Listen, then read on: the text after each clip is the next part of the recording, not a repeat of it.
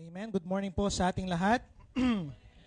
Salamat sa Panginoon at nandito po tayo ngayon bagamat may bagyo na parating, tama ba? Ano pangalan din ng bagyo? Si Pipito, my friend.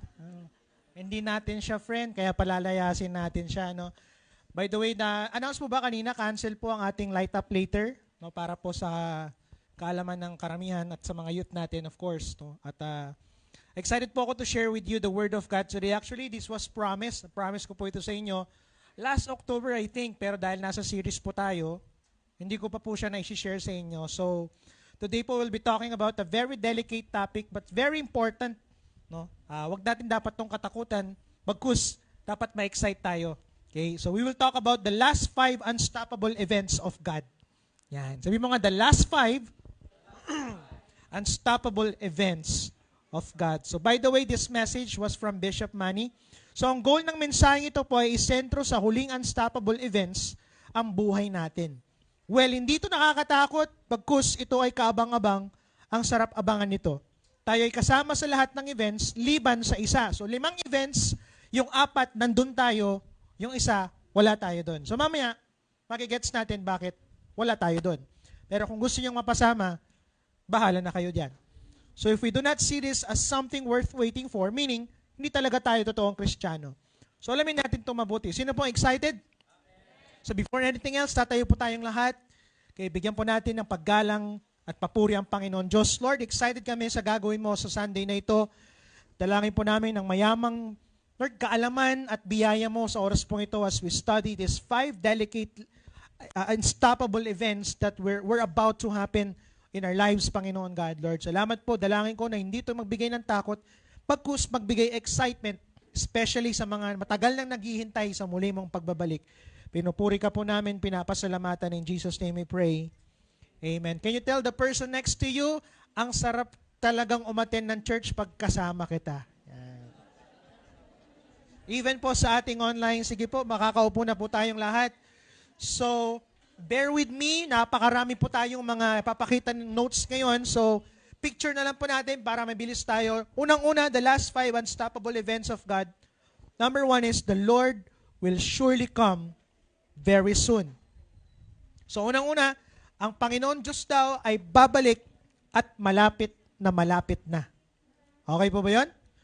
So, basahin naman po natin sa Revelation chapter 19 to 11 to 16. Let's read. Wala. Sa akin na lang muna. I saw heaven standing open and there before me was a white horse. Sabi mo nga, white horse. Revelation 19, 11 to 16. Yan. Whose rider is called Faithful and True. With justice he judges and wages war.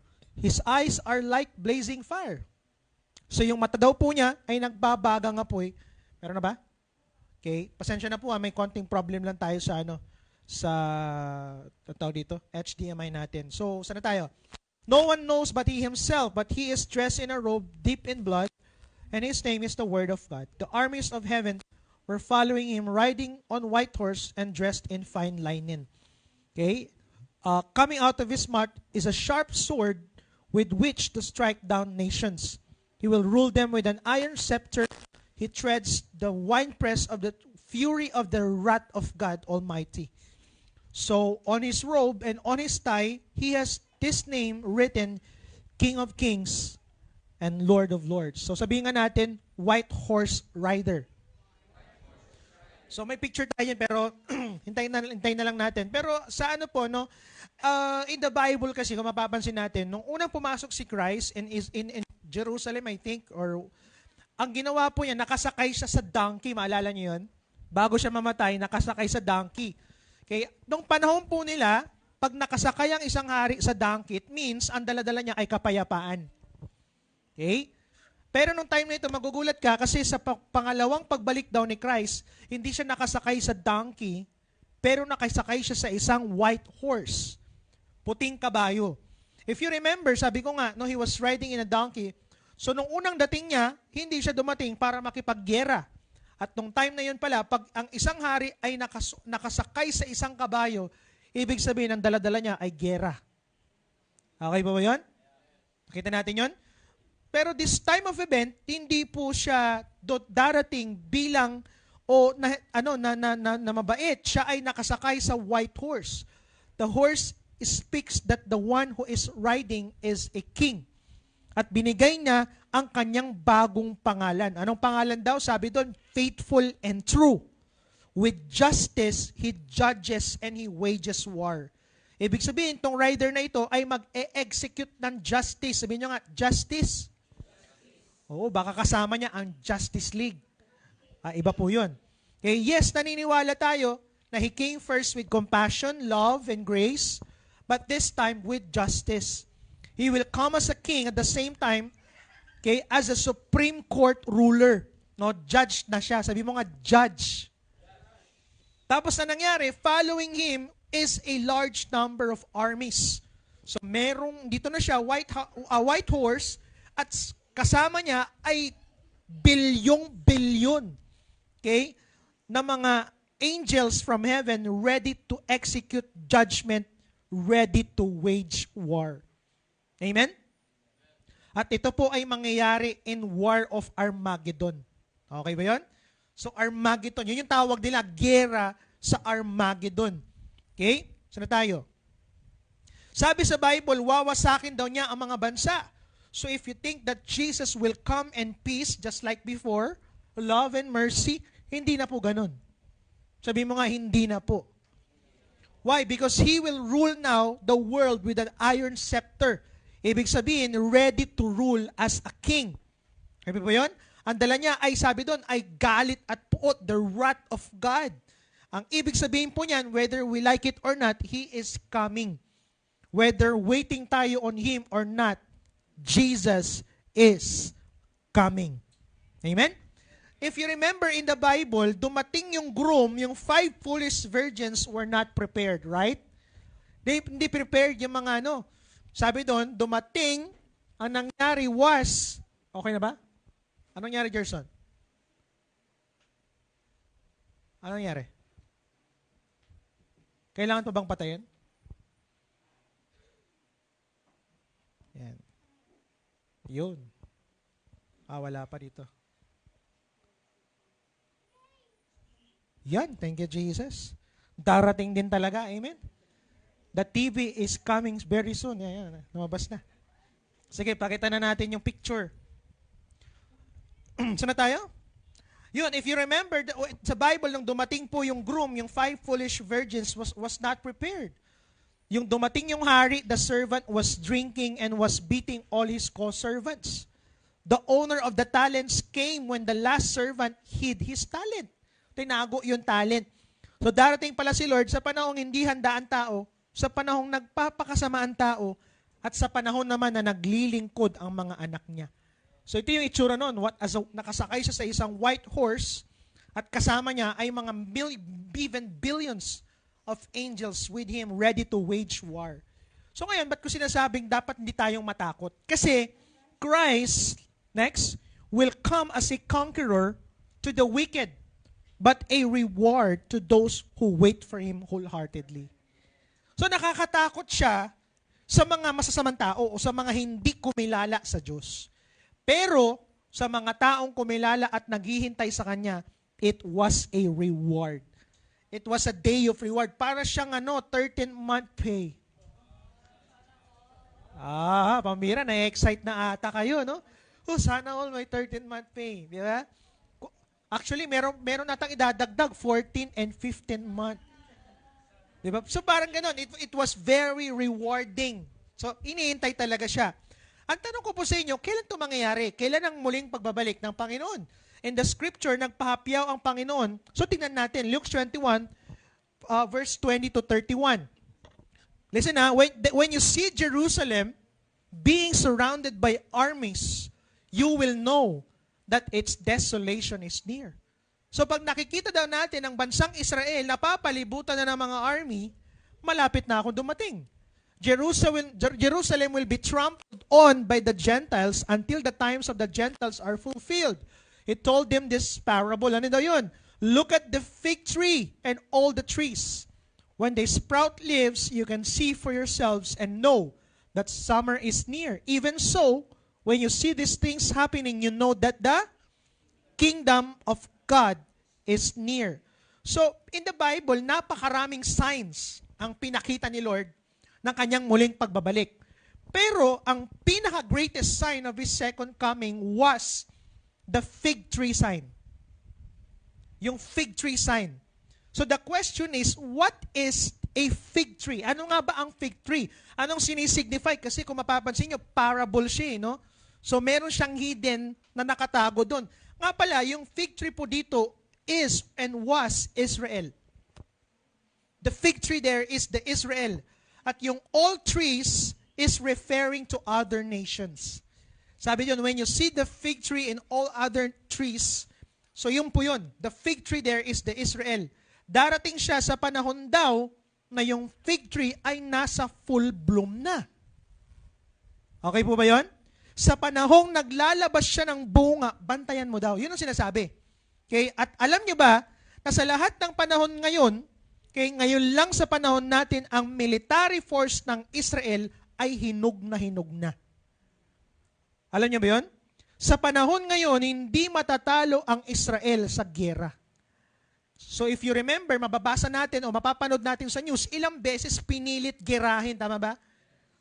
Ilang beses pinilit na sirain, banggain ang bansang Israel, pero hindi sila magiba-giba. At alam nyo ba, nakamangha-mangha ang mga kagamitan ngayon ng bansang Israel. Tulad ng Iron Dome. May picture tayo dyan. Iron Dome. Ang Iron Dome ay isang military equipments, okay, na kung saan, ay sumasalo ng katakot-takot na missiles bago ito manalasa sa bansa. So bago ito, kunyari merong nuclear or anything na bomba ganyan na papasok sa bansang Israel, bago yan makapasok, merong may certain na bobombahin niya na sa taas pa lang. At nakita po natin yan sa mga news, nangyari po yan. Okay? Hindi siya, bagamat hindi 100% accurate, ngunit ito'y subok na. Diba? Amen? At alam nyo rin ba na ang military intelligence ng Israel ngayon ay unprecedented? Dahil dumedetect yung kanilang mga devices na mga kalaban sa loob ng bansa. So alam nila sa loob ng bansa na kung sino ang kalaban. Problema sa atin, nagiging mayor pa. Tama ba? Pero sa kanila, nadedetect nila kung sino yung kalaban. At sa loob ng bansa ng kalaban nila, napapatay ang mga leaders. So talagang magagaling. Very hinog na hinog sila. So balikan natin yung text. Sabi niya sa verse 30, when they sprout leaves, so yung leaves pa lang yan, yung bunga na pa lang yan, was Israel's sophistication of military gadgets, equipment, and unprecedented military engagement in battle. So you can see, sabi niya, pag nakikita mo daw yan, yung sign na yan, makikita mo na malapit na ang summer. Yung summer dyan was the second coming of Jesus. Okay? Okay pa ba yun? So sabi ni Jesus, pag nakikita nyo na sign na to, pag nakikita nyo to, itong sign na to, yung fig tree, malapit na akong dumating. Ang tanong po, nakikita ba natin yung sign na yan? Yes. So, is Jesus coming soon? Yes. We are in the last minute of end times. Alam nyo ba ng end times, nag-start yan the moment Jesus died. At we are in the last minute of the end times. Nakakatakot ba ito? Hindi. Kaya dapat excited ka. So can we all say, the Lord will surely come very soon. Sige, sabi mo, the Lord will surely come very soon. Number 2, so that's the first event. Ano mangyayari? Darating na ang Panginoon Diyos, napakalapit na. Pangalawa, unstoppable yun na, hindi mapipigilan, mangyayari at mangyayari. Pangalawa, Satan will surely be defeated and to be sent to his final destiny. Okay? So, matatalo daw si Satan, matatalo daw siya. At ipapadala po siya sa kanyang tunay na destiny. Revelation chapter 20, verse 1 to 3. Okay, and I saw an angel coming down out of heaven, having the key to the abyss, and holding in his hand a great chain. He seized the dragon, that ancient serpent, who is the devil, or Satan, and bound him for 1,000 years.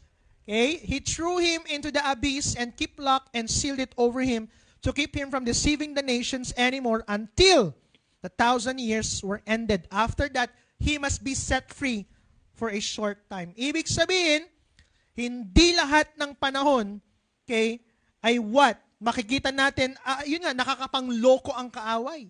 Hindi lahat ng panahon nandaraya ang kaaway.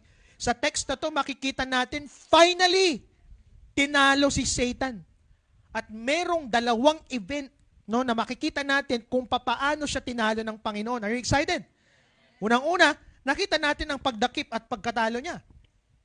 Okay?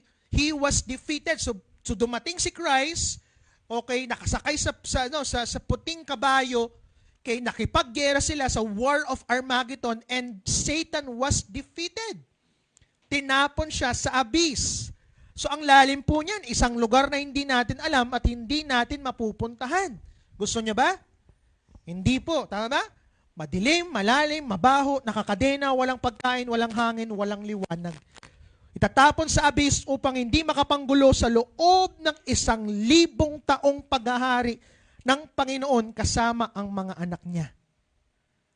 Okay ba yan? Ibig sabihin, hindi lahat ng nananalo ngayon ay mananatiling panalo.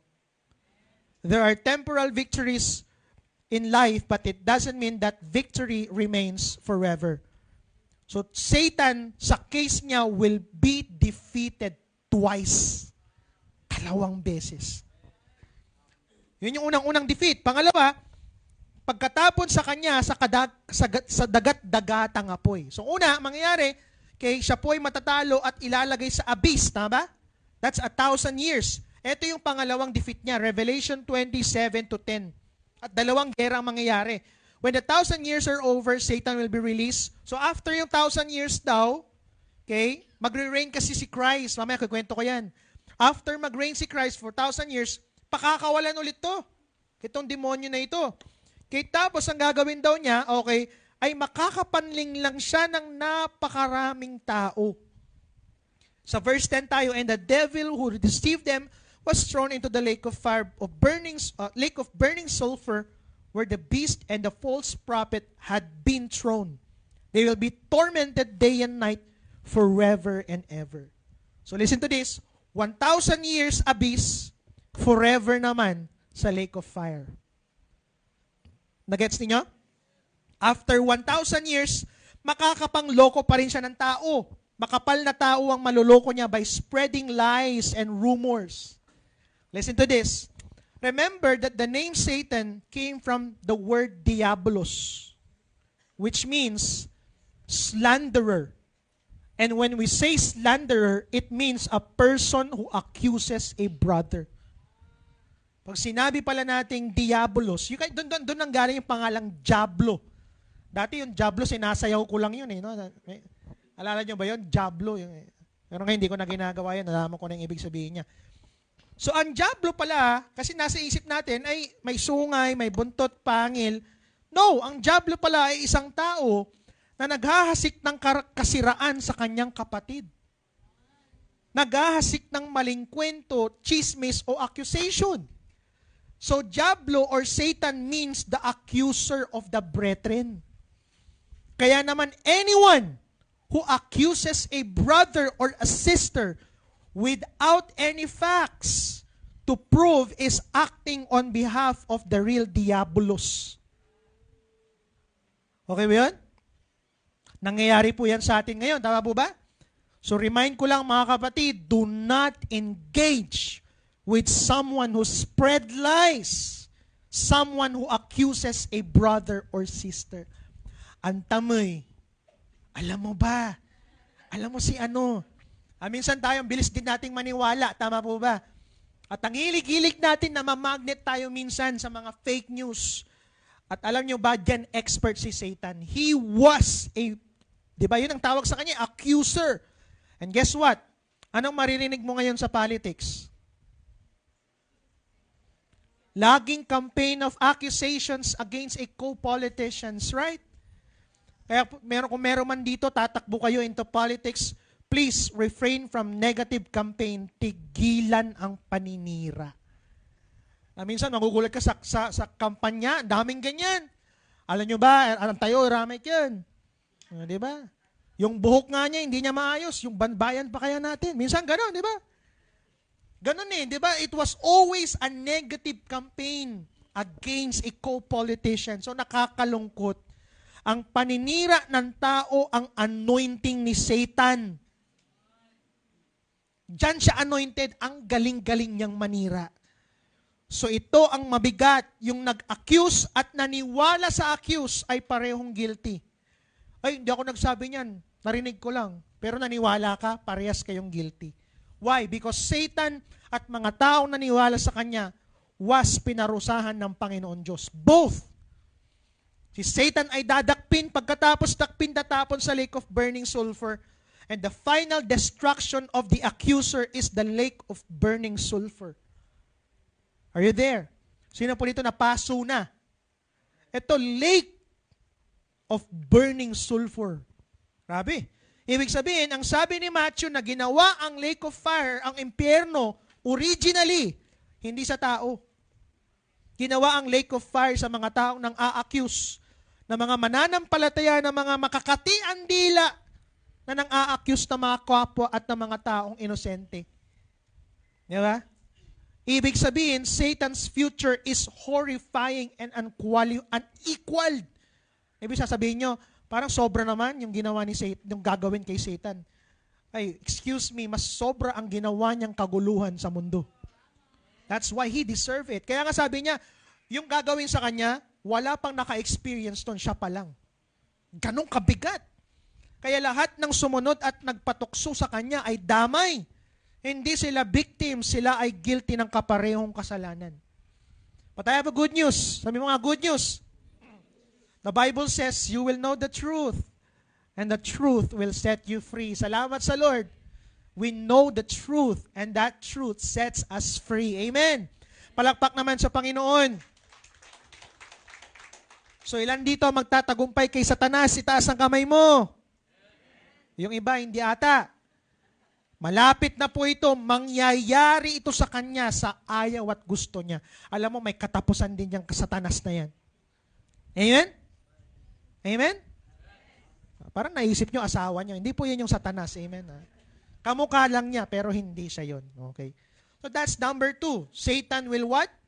Satan will surely be defeated and to be sent to his final destiny. Number 3, okay, we will be resurrected to reign with Christ for 1,000 years. Yan. Ito, ganda na ito. Good news na ito. Good news. So, darating ang panahon, listen to this, na hindi mo na makikita si Satanas. Parang hindi kayo masaya. Ngayon nga, kahit nasa church ka, parang nakikita mo si Satanas. Tama po ba? Pero darating daw ang panahon, hindi mo na makikita si Satanas. Ano mangyayari? Alam mo, heto po, pahapyaw, konting silip sa mangyayari after, di ba? After makulong si Satan at ma-defeat. Revelation chapter 24-6. I saw thrones on which were seated those who had been given authority to judge, and I saw the souls of those who had been beheaded because of their testimony about Jesus and because of the word of God. They had not worshipped the beast or its image and had not received its mark on their foreheads or their heads. They came to life, so grabe. Ano sila? Muling nabuhay and reign with Christ 1,000 years. Okay, siguro sa verse 6 na tayo, blessed and holy are those who share in the first resurrection. The second death has no power over them, but they will be priests of God and of Christ and will reign with Him for 1,000 years. Last text, tapos na pala, for 1,000 years. So, ibig sabihin, lumalabas na magkakaroon ng resurrection. Sabi mo nga, resurrection. Kaya nga dapat bilang mga Kristiyano, meron tayong ibang pananaw patungkol sa kamatayan. Alam nyo ba, ang daming takot mamatay? Sino gustong mamatay na? O, di ba? Takot na takot kayo. Kahit kunti nga lang wala tama ba? Pastor, wag ka namang tinataswing kamay mo, di ba? Pero alam nyo ba ang katotohanan? Lahat tayo mamamatay. Lahat tayo papanaw. Good news, kung tayo makaabot sa muling pagbabalik ni Lord, di good news. Amen? That's ganda nun. Pero kung hindi man, talagang doon tayo pupunta. Ewan ko lang, kung abot pa kayo ng 150, 160, 170, grabe naman yun. Ngayon pa nga lang, 40 ka pa lang, pagod ka na sa buhay. Imagine mo, 160, ay, pambira, ang hirap na nun. But the moment, listen, but the moment of our death, the moment we close our eyes, immediately we will open our eyes in a different world. Maganda po yan. Pero ang sabi dito, yung resurrection mangyayari. Alam niyo ba na ang resurrection is also part of our salvation? Kasi if you remember, yung unang salvation natin ay salvation of the soul. Kaya kapag niligtas tayo ni Lord at ang ating kaluluwa para hindi mapuntang impyerno. Tama ba? Yan na si Milan. Okay na. So walang hell na pupuntahan ang sino mang tumanggap sa Panginoong Hesukristo. So yun yung first salvation. Kaya lang, yung second salvation natin, ang tawag ay resurrection. The salvation of the body. Kanina, the salvation of the soul. Ito, salvation of the body. Bakit? Kasi ang maliligtas dito ay ang katawan mula sa pagkabulok. Papalitan yung bulok na katawan, huwag mo naman tingnan yung katabi mo, di ba? Ng glorified and resurrected body. Wow! Magkakaroon daw ng katawang immortal, hindi magkakasakit pero kumakain. Hindi napapagod pero umiinom. Hindi nasasaktan pero nakakaranas ng comfort at sarap. Wow! So the resurrection is the resurrection of beauty. At napakaliwanag daw ng katawan natin. Hindi katulad ngayon, di ba? Iba yung nagliliwanag sa katawan mo, di ba? Yung paubos na pala yung buhok, kaya nagliliwanag na, di ba? Pero dito, nagliliwanag ka daw, di ba? Pag ismail mo, ganun ka pa lang, grabe, nagliliwanag na, di ba? Grabe naman yan. Walang bagay, listen, walang bagay sa bahagi ng binuhay na patay ang pangit, lahat maganda. Sabi mo nga sa katabi mo, kapatid, mukha mang may pangit sa akin ngayon. Sige, sabi mo lang. Humanda ka. Kasi mag-iiba yan. Amen. Parang ayaw maniwala. Parang imposible naman tong katabi ko na baguhin ni Lord, di ba? De joke lang. So, nangyari, after resurrection is 1,000 years, pakita natin yon, ang paghahari ni Christ kasama natin. Nagets nyo? So, darating si Christ, okay, ilalagay sa abyss si Satan. Pagkatapos nun, magre-reign si Christ for 1,000 years. Kasama daw tayo. So, ang tawag dito ay political reign. Resurrection of God's governance. Or yung iba, tinatawag nilang theocracy. Okay? Amen? Kasi ngayon, ang nangyayari, meron tayong ine-elect na presidente, mayor, tapos, they were anointed by God. Pero sa time na yan, hindi na siya gagamit ng tao. Siya mismo ang magiging mayor. Siya mismo magiging presidente. Nagets nyo? Ang tawag yan theocracy, Diyos naghahari literal sa tao. So ito yung sagot sa sobrang disappointment natin sa mundo ng politics. Sino po dito nakailang kulay ka na, ilang beses ka pa rin na-disappoint? Ilang kulay ng sinalihan mo, di ba? Amen? Ito ang paghahari ni Christ na walang korupsyon, wala kasi si Satan tinapon sa abyss. Wow! Itong 1,000 years na to, listen, walang tukso, walang evil, walang masama, walang gutom, walang may sakit, walang mamamatay kasi walang dyablo. Parang ayaw niyo yun. Makakaranas tayo ng isang paraiso na sa pelikula lang natin nakikita at naririnig. Maghahari daw tayo bilang mga mayors, governors, senators ng isang hari. Si Christ ang emperor sa mundong ito. Hari siya ng mga hari, Panginoon ng mga Panginoon. Literal pala yun. Kaya silabing hari ng mga hari kasi tayo yung mga maliliit na hari. Amen? Walang bagyo. Pambira, ang daming ngayon, magkakamag-anak yung bagyo natin, no? Ayaw nila maghiwalay. Walang hurricane, walang lindol, walang chismisan, walang nananakit, walang umuutang. Wala nang filing of bankruptcy, walang may bayad, walang ubo, walang sakit, walang road, walang naninira, walang gera, walang magnanakaw, walang nagda-drugs. Walang pumapatay. Walang kakamkam ng lupa. Walang inggitan ng suot. Wala. Ang lahat ng tao ay nabubuhay sa pag-ibig at kapayapaan. That will be 1,000 years. Excited dito. Pero prayer ko, okay lang ba? Pwede simulan na natin ngayon sa church? Hihintay ba natin na mangyari ito? Simulan na natin sa church. Amen? Ang sarap mabuhay na kasama ang Panginoon sa panahon ng millennium. So yung unang 3 event, andun ka. Pero itong pang-4, wala ka. Sabi mo sa katabi mo, dapat wala ka ha. Kasi pag nandito ka, delikado ka. Okay, sige, pag-usapan natin. Pang-4, non-stoppable events, all believers will be facing the final judgment. Oh, ito pala yun. All believers will be facing the final judgment. Revelation chapter 20, verse 11 to 15.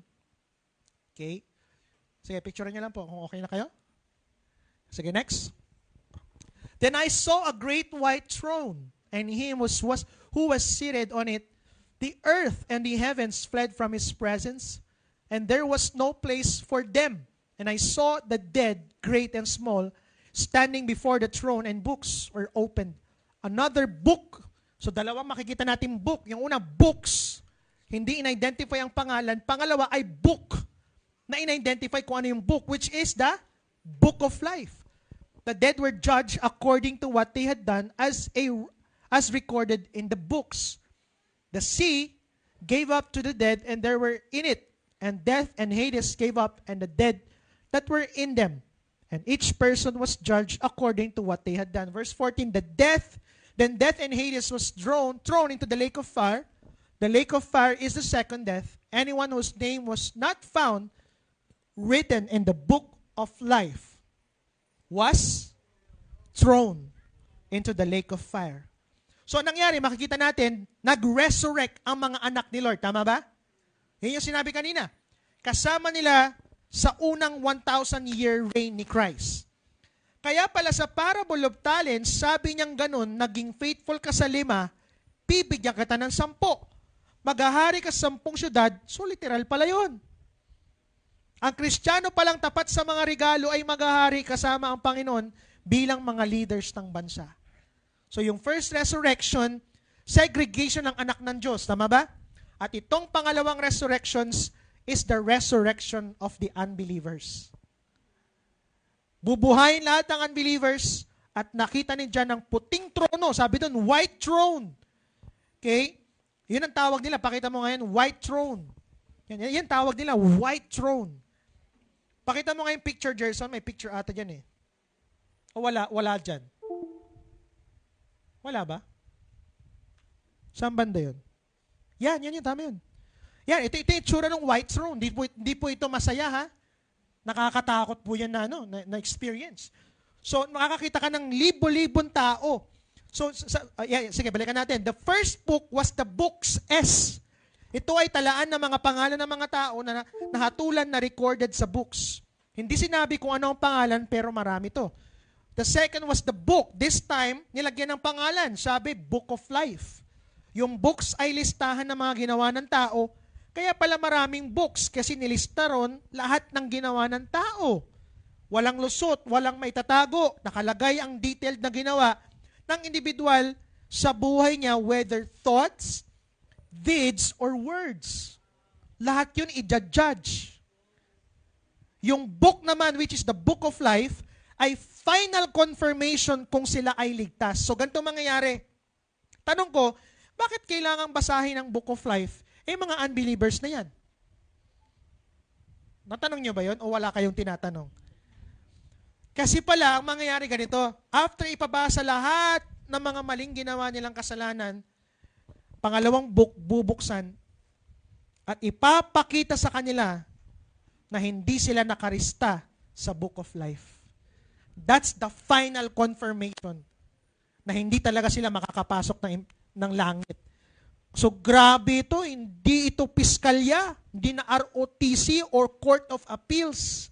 Hindi na rin Supreme Court, di ba? Hearings, proceedings. Hindi rin to quadcom hearing.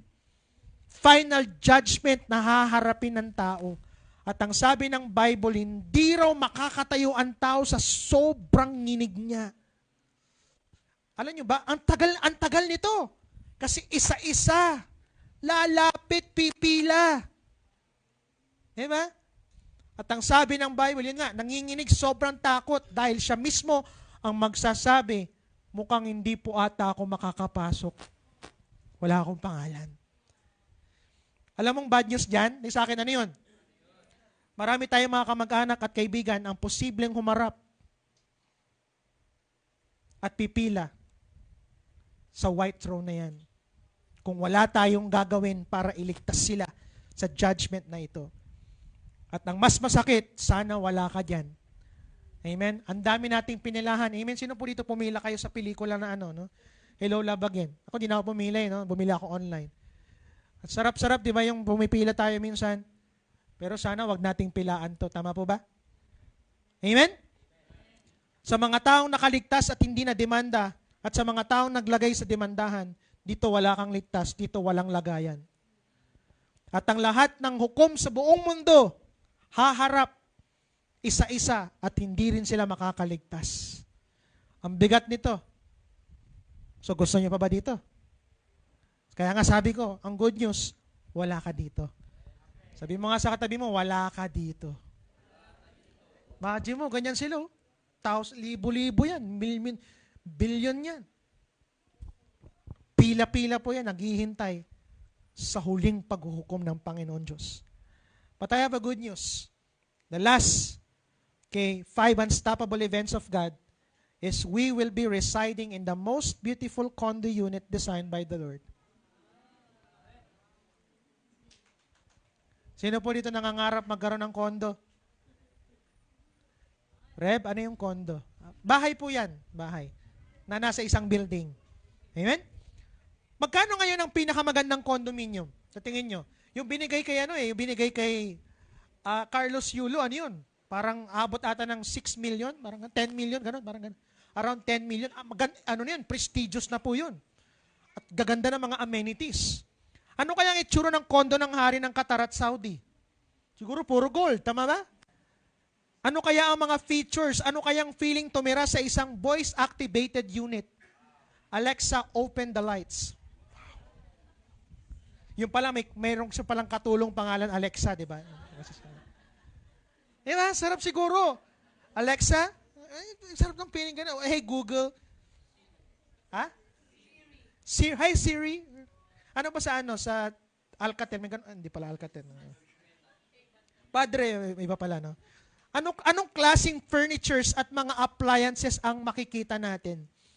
Alam mo, ang good news ko sa inyo, John 14:2-4, bago mamatay si Christ, meron siyang pinangako.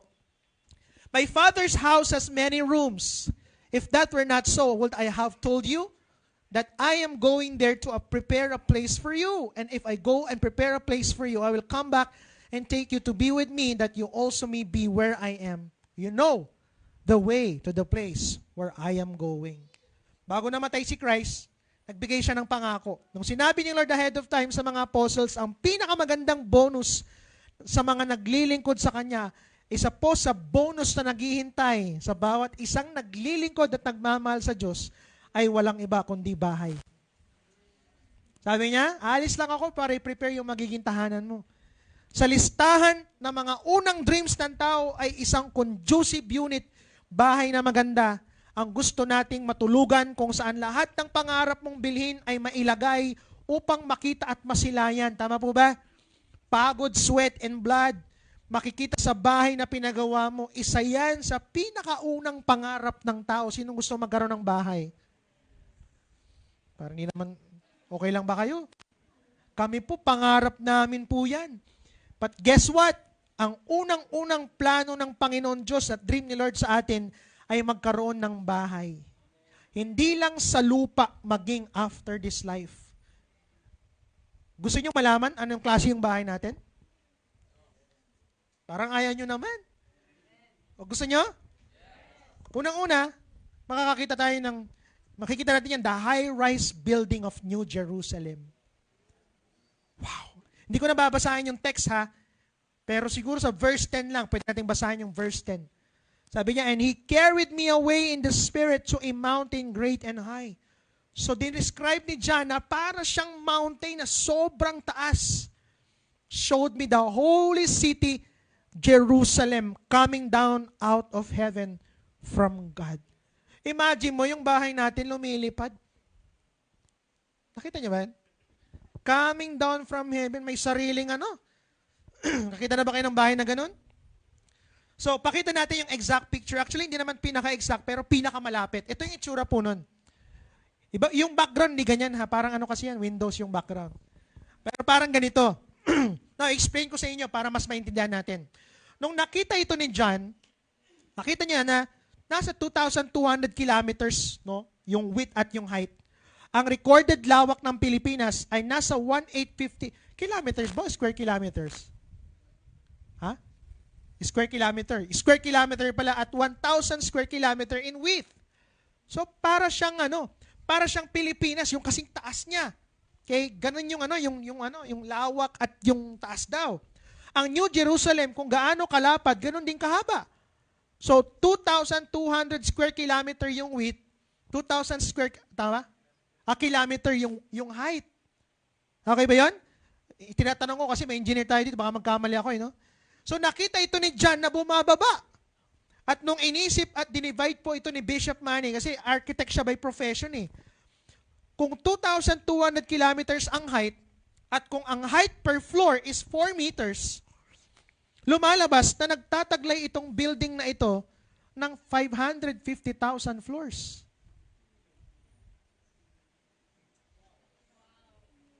Lately po, nagpunta kami ng Hong Kong, nakita ko ang fifth largest, highest, tallest building in the world. At meron siyang 88-story, bilib na bilib ako, nakakalula. Sabi ko, wow, grabe. Ito po, 550,000 stories. Taas! Lumilipad pa. Ibang klase. Ito matindi. At sa isang floor, pwedeng lumula ng 1,000,000 tao na pwede sa isang tao ay merong tig 1,000 square meter pero tingin ko mas malaki.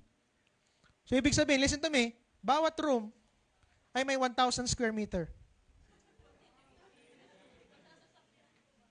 Bawat condo unit, bawat bahay. Imagine mo, pupunta ka ng... Oy, pasyal ako sa iyo, Joy, ha? Saan yung CR nyo? Ay, wait lang, Rebs. Magsakyan lang tayo saglit. Kung magsasakyan ka pa, papunta ng CR? Are you there? Tama ba? Nagkakamot na ako, grabe, ano? Ano ba? Ang laking bahay. Probably, ang isang bahay daw ay may tig 1 square kilometer. So, para siyang bundok na describe ng text, shining, may sariling electricity at energy, gawa sa mga precious jewel stones ang foundation, matibay ang structure at adore ng mga mamahaling bato. May 12 gates na may 3 gates sa bawat side, may nagbabantay na angel sa bawat gate, bawat foundation nasa pangalan ng apostles. Lumalabas na may 500,000 floors ang building at pwedeng 1,000,000 condo unit per floor. So kung 1,000,000 condo unit per floor, times sa 500,000 of floors, ibig sabihin, kamangha-mangha ito. Nag-iisip pa kayo ng isosolve ko, wala na po, sumakit ng ulo ko. Yung kapirasong lupa mo ngayon, yung pinagmamalaki mong bahay, 50 square meter. Sa langit, pambira. Ano lang yan? Sa langit, ano lang yan? Ano ba? Lagayan lang yan ng mga gamit mo. Yung lagayan lang ng kutsara nyo yan. Yung bahay mo ngayon, lagayan lang ng kutsara mo. Amen? Ito ba matindi? Wala raw itong tanghali o gabi. Iisang oras, iisang klima. At since wala raw araw, walang 24 hours, at ang tanging liwanag ay manggagaling sa Diyos. Ako po, pangarap kong magkaroon ng bahay, kaming dalawa ng asawa ko. Sino po dito pangarap din magkaroon ng bahay? Alam nyo, wala po yan sa condo unit at bahay na inihanda ni Lord sa iyo. Sinong designer? Si Jesus Christ, the master architect. Palakpakan naman po natin ang Panginoon. Nga pala, bawat condo may amenities, tama ba? Sabi nga ni Bishop, ano daw amenities? Hindi yun sa'yo, amen it is. Yan, hindi sa'yo, amenities yan. So, ang amenities po, ang greatest amenities nito ay ang Garden of Eden. Woo! Nababasa lang natin nun, mangyayari na dito. Hindi ko nasasabihin yung text, pero ilagay mo nga, pakita mo yan. Revelation chapter 22, verse 1 to 15. Yan yung verse natin ha. Copy nyo na lang, tapos hindi ko nababasahin.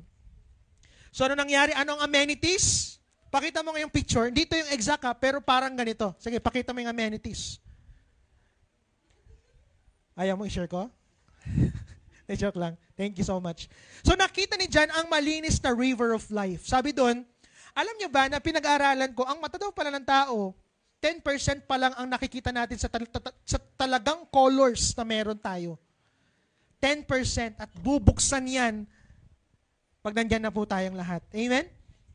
Sana tayo, nakita ni John ang malinis na river of life, may tubig sa gitna ng Eden, at sa river of life, nanduan ng tree of life, at yung tree of life ay naglalabas ng iba't ibang bunga sa iba't ibang panahon. Diba?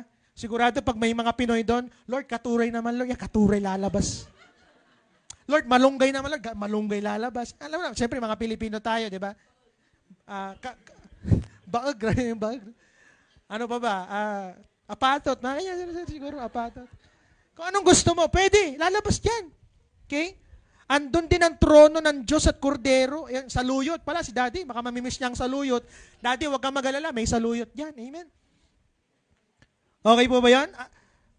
Manunod ang tao kung paano paglingkuran ng Diyos. Titnan nila kung paano i-worship at yan ang pinakamagandang scenery ng amenities na ito. So it will be a perfect environment never seen before. People will be enjoying the paradise of Eden with food. At ito ang malala, with the Holy Spirit as the air of the place. Ibig sabihin, yung hininga natin ay hinga ng banal na spirito. Yung hininga natin dito, di ba, mukhang hinga ng masamang spirito. Amen? Doon hihinga tayo sa hininga ng banal na spirito. At ang good news ko mga kapatid, this is unstoppable. Mangyayari. Palakpak naman sa Panginoon. Tapos na po tayo. So balikan natin the last 5 unstoppable events of God. Number 1, the Lord will surely come very soon. Number 2, Satan will surely be defeated and to be sent to his final destiny. Number 3, we will be resurrected to reign with Christ for 1,000 years. Number 4, all believers will be facing the final judgment. And last, we will be residing in the most beautiful condo unit designed by the Lord. Pinakamalakas pong palakpak sa ating Panginoon. Pwede ba tayong tumayong lahat? So mga kapatid, makinig po kayo sa akin. Sa panahon na ang mundo ay nasisira, ay siyang panahon na alam mong may 5 pangyayari at event na darating. Whether we like it or not, we will be departing the world anytime soon. Sabi nga nila, unahan lang daw. Mga kapatid, serve while waiting. Maglingkod habang naghihintay. Sabi nga dyan, the Lord will surely come very soon. So mga kapatid, palaguin ang buhay. Palaguin ang negosyo for the glory of God. Don't stop serving the Lord. Do not let anyone whisper to stop you from serving the Lord. Huwag mong papakinggan anumang chat, kwento, chismis na magpapahinto sa iyo in serving and loving God. Ayos yung background mo. Parang chismis din. No? Ano pa? Satan will surely be defeated. Alam mo si Satan, trending siya ngayon, pero laos siya bukas. Si Jesus, laos siya ngayon, pero trending siya bukas. Do not play as a victim of Satan. You are a victor, not a victim. Do not follow a defeated demon. Follow a victorious Christ. Gerson, palakasan mo ngayong mic. We will be resurrected soon. Alam mo, papangit tayo eh. Pabulok tayo. Wala tayong magagawa. Ganun talaga. Tatanda, manghihina, magkakasakit, papanaw. Pero may promise of resurrection. Sa pagpikit ng ating mata ay isang magandang mukha, magandang buhay na naghihintay sa iyo at naghihintay sa akin. Mamamatay, pero mabubuhay na muli. We will reign with Christ Yung nag-serve kay Lord bilang alipin, ay maghahari kasama ni Kristo. Mababa ka ngayon, hari ka bukas. Siniraan ka ngayon, itatanghal ka bukas.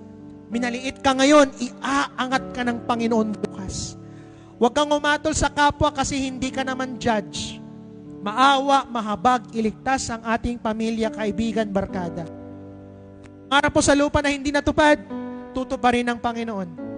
Sasakyan na hindi mo nabili, hindi mo na kailangan sa susunod na panahon. Yung bahay mo nga umaandar tama ba? Lumilipad yung bahay mo At ang kayamanan at bahay na hindi mo natirhan, mas magandang sa hinanda ng Panginoon. At ang good news ko sa mga pinagpala ni Lord, marami sa atin pinagpala ni Lord ngayon. Sa mga meron ngayon, mas meron ka dun. Mga kapatid, the end is near. Love God. Serve God. Do the best we can to serve, to save as many as possible. Pinakamalakas mong palakpak sa ating Panginoon. Woo! Are you excited? Parang di po kayo masaya. Are you excited? Amen. Sige po, tayo po ay manalangin. Let me pray for you. Lord, hindi kami diabolos. Hindi kami pupunta sa kapahamakan. Hindi kami kasali sa white throne judgment. Kami ay pawang niligtas ng Panginoon Diyos. Dalangin po namin ng isang matibay na spirituality na hindi makukurap ng mundo. Hindi makukurap ng bulong, hindi makukurap ng mga taong ang nais ay tumigil kami mag-serve. Hindi kami naglilingkod sa tao, naglilingkod kami sa Diyos at magmamahal kami ng tao. Dalangin namin hindi mawawalan ng kabuluhan ang aming pinagpagalan at walang makakabura ng pangalan namin sa aklat ng buhay. Ang pamilya namin ay lalago, uunlad, lalaki, yayaman, pagpapalain, sisikat, maglilingkod sa Diyos at pipiliin ang Diyos higit sa mundo. Lord, the world is failing away, but your promises will never pass away. Bless the family of Lighthouse Church. Wala ni isang tao ang malilinlang ni Satanas. Sa ngalan ng Ama, ng Anak, at ng Espiritu Santo. Kantahin po natin itong awit.